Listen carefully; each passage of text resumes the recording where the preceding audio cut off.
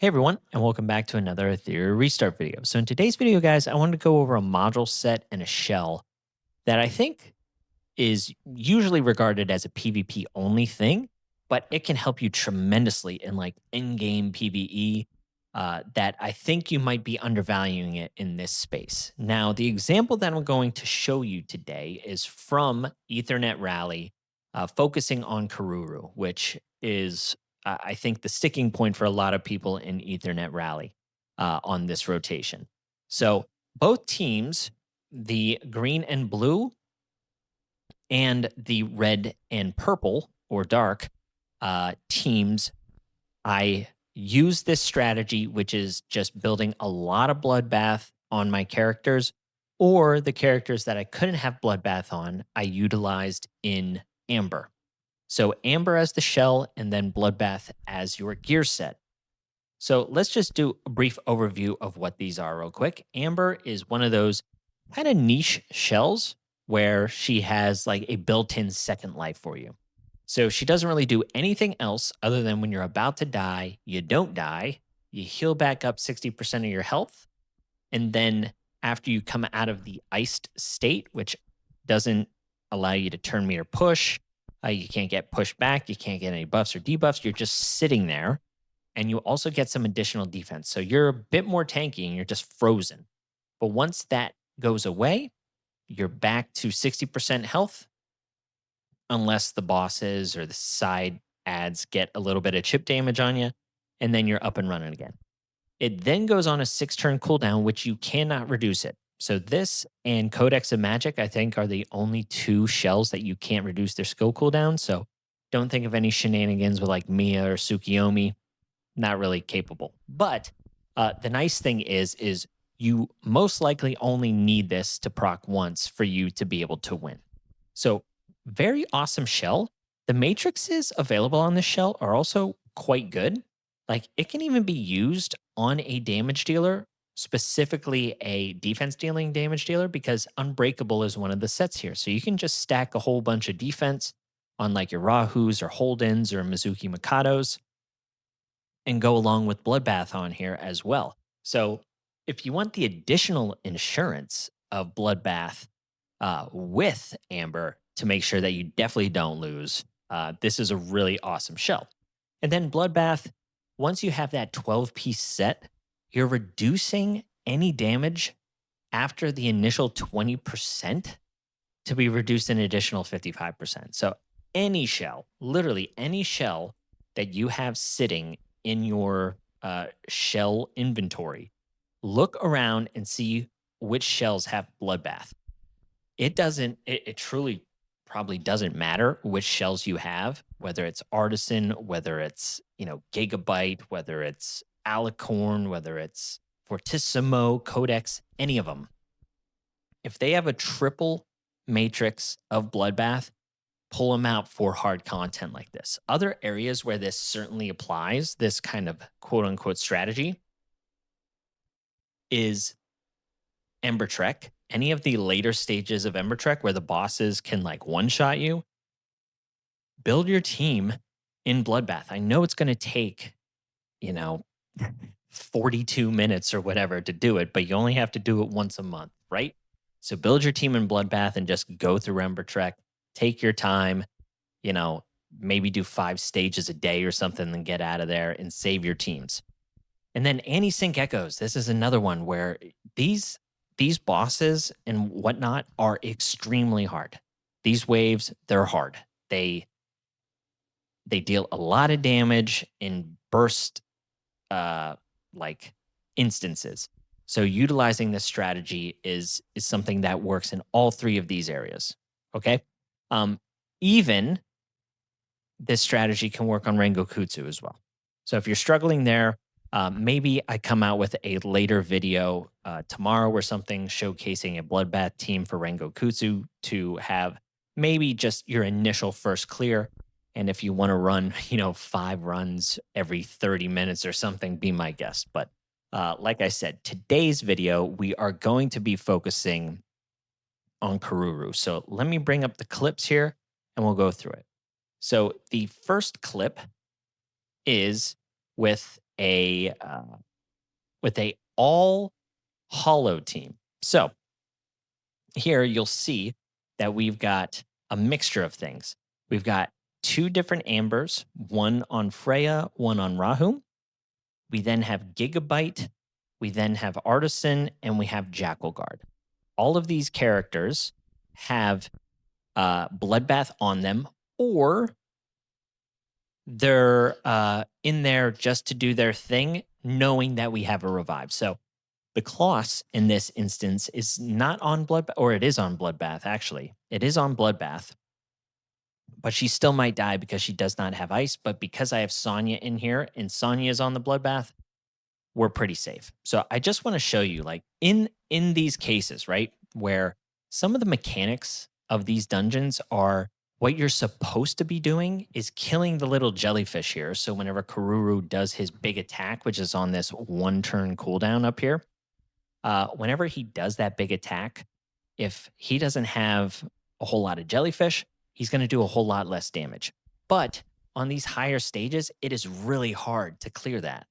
And there's not a whole lot of instances where you're going to be able to. So the strategy that most people do, including myself here, is just really tank down. You're going to try and build really tanky units with high HP with the Bloodbath set, or, like I said, in some of these cases, the Amber Shell. And you're just going to sit there until the boss ends up eating all the jellyfish and does his burst damage. So let's move ahead because I want to show you. So his turn is coming up here.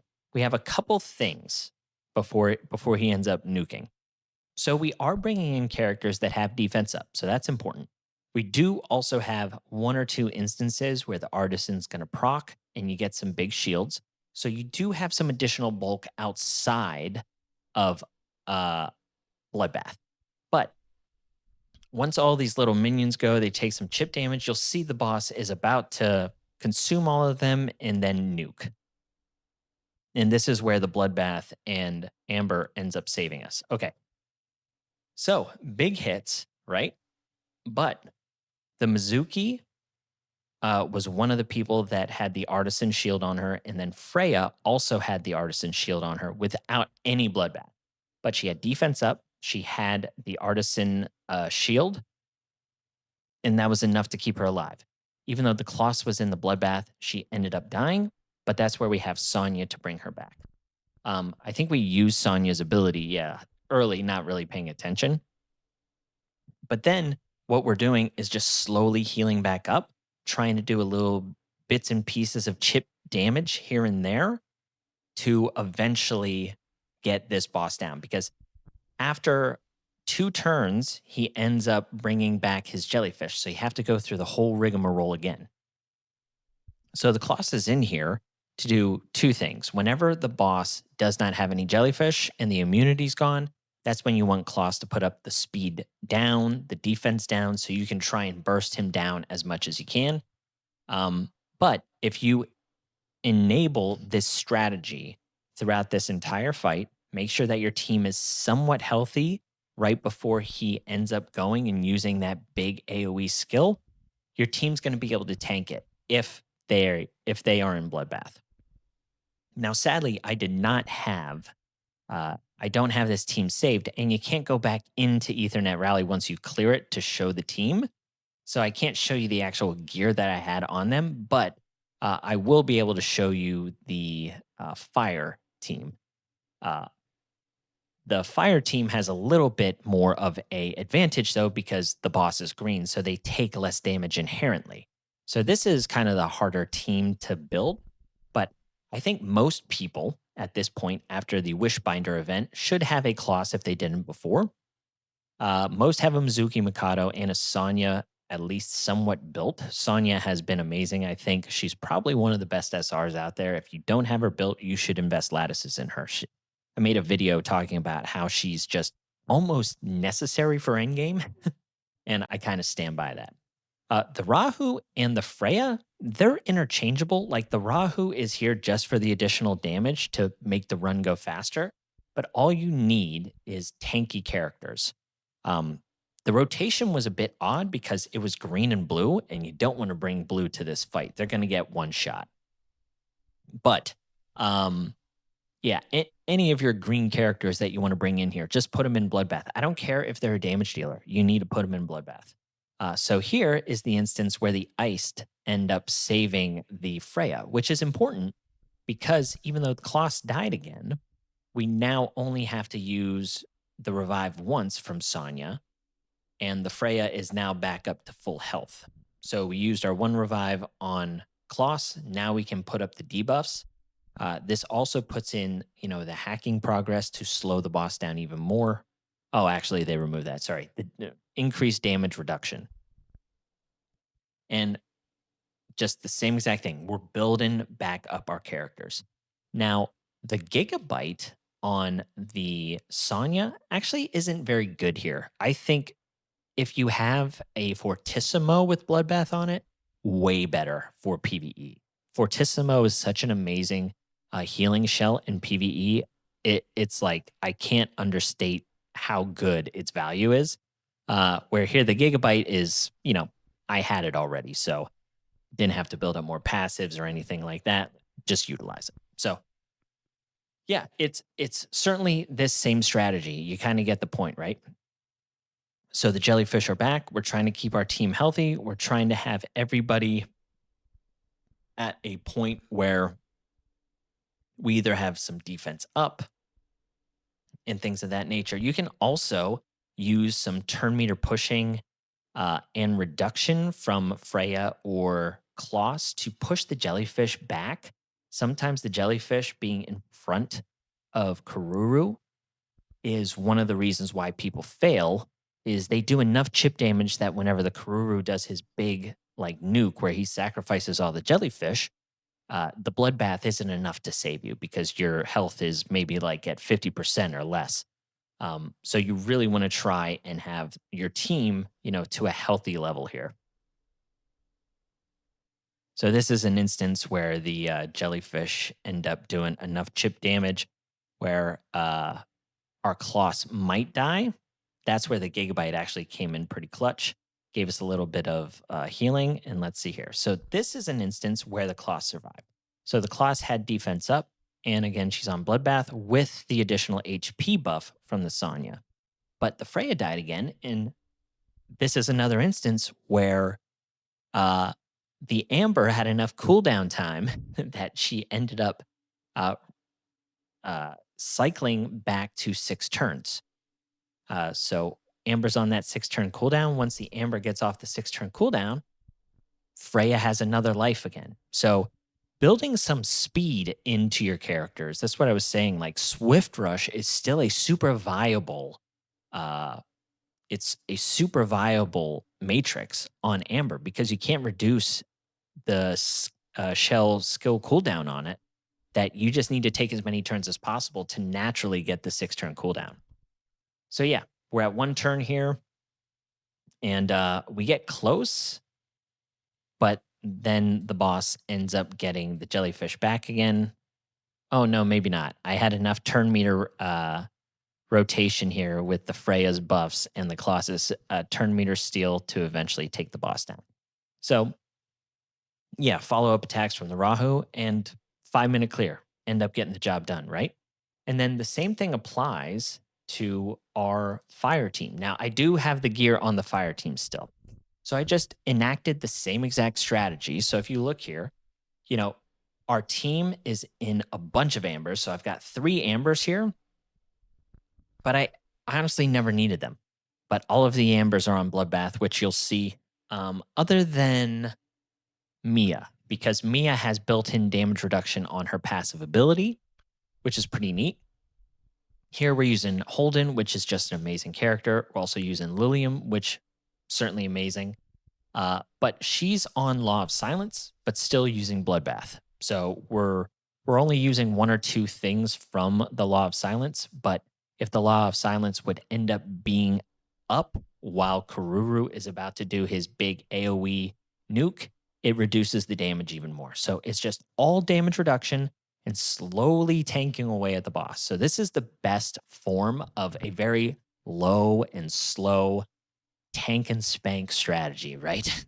Uh, so you'll see whenever he does the consume, because we are of the fire element, like his damage is certainly nowhere near as bad as it was with the hollow or earth element. So like we went down to 50%. Like it wasn't even close. The ambers here, because of the natural damage reduction from Mia, natural damage reduction from Yentin, Chiaki's origami stacks, also damage reduction. It's just like damage reduction out the wazoo.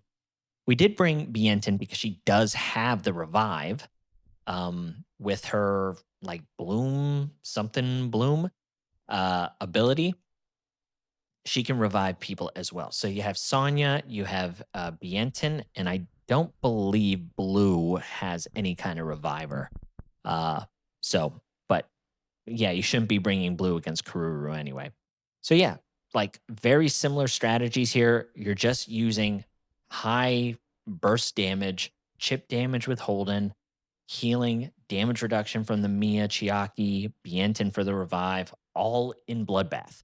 But Bloodbath and Amber, guys, I'm telling you, if you're struggling with any super endgame content, um, and you have some Bloodbath sets out there, utilize them. It's going to make your journey through that stuff, getting those one-time rewards or repeat rewards in the case of Ember Trek and Ethernet Rally here, a lot more achievable. So I think you guys get the point here. We're just bursting them down. We're trying to control the turn meter. Holden has turn meter pushback. Mia also has turn meter pushback on her skill 2. We can do turn meter boosting of Holden, reduces skill cooldowns, all of those things. So that's basically what we did this entire time. He brings back the jellyfish. We survive one more jellyfish nuke from him. And then after that, we counterattack and kill. So pretty cool, right? Okay, let's look at our team. So we have Law of Silence. Like I said, everything is damage based because I use Lilium in PvP, but in a different build. But here, you just don't even care about the matrices on here. The Fury Edge and the Keen Eye, I was able to take advantage of from this perspective and just do 3 and 3 to get like a little bit of crit damage and crit rate. And then I just went straight Bloodbath, right? So yeah, her stats are good. But what's important here is the bloodbath. Even if her stats weren't this high, if it was 2,500 and 150 crit damage, yes, it would be slow, but you'd eventually survive and keep the fight going. She can also be put in like Amber with Swift Rush and Bloodbath or whatever if you don't have enough Bloodbath pieces. So next up we had Holden. So Holden is an Unbreakable, Bloodbath, and Colossal Guard. This is with Artisan. This is an amazing shell. I finally got this not too long ago, so I was pretty happy about that. Mia, like I said, she has that kind of innate damage reduction on her passive ability, her static passive, where every buff carried by our other heroes, she just gets like blanketed damage reduction of like 30% to go along with Chiaki's origami stacks. Like she just has enough bulk. And then she can be built with really high HP as well. So I just had her in Amber for the kind of fail safe if she ended up getting one shot, but she was never really even close. So I'll show you final stats. I don't think I showed you that. So final stats of the Holden. Guys, this guy's like latticed out. He has prowess. So you're not trying to emulate the stats. You're trying to just look at your roster, look at the bloodbath pieces you have. And again, if you're not this far, you got to farm more Aurora. You got to farm more bloodbath on Hell 3 or Hell 4. You'll eventually get these pieces. It's going to take a long time, but you'll eventually get them. That's all I do sometimes is just farm Aurora.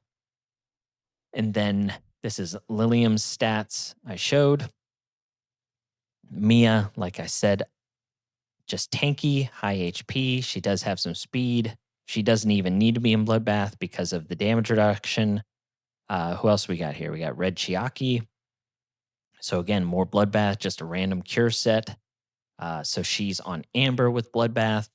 And then we have Bienton, who is in Swift Rush bloodbath. So here you go, 25,000 HP. And then Red Chiaki is 33,000, almost 34,000 HP. Bloodbath is the way to go, guys. Amber as well as that failsafe. Again, if you have some healers, if you have revivers, Amber is certainly safe without Bloodbath. Just know that you need to save up your revives because they will die eventually if you can't cycle back around to the Amber proc. But whenever they revive, the Amber will come back around again. So, yeah. Hope this was helpful. I hope you guys enjoyed and go out there, farm your bloodbaths, and start beating endgame content. All right. That's all I got for you. I'll catch you on the next one. See ya.